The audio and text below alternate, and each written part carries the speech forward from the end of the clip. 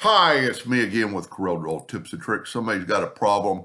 This video probably won't help too many people, but when he's using his artistic media tool, the pre-strokes, there's only one.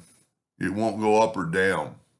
So there's some missing, and they are in his system because if he goes to Windows and Dockers and Effects and go to artistic media tool, he has the list of artistic media tools. So they're evidently still in a system. Now, he knows that the F8 reboot would probably fix it, but I thought maybe this will work. So if we go to Tools, Options, Customization,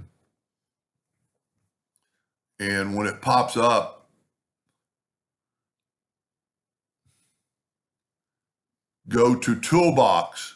Your artistic media tool is in your toolbox, and go down to Artistic Media Tool, and right here, Restore as Default.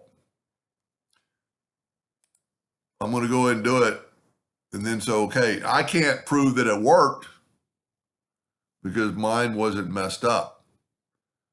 You know, if I go to mine, I have all the presets. So for the one I'm doing this for, I would appreciate you getting back to me to see if that worked. And as always, the F8 key would have done it, most likely. Anyway, give that a shot. Hope that helps somebody someday, and thank you for watching.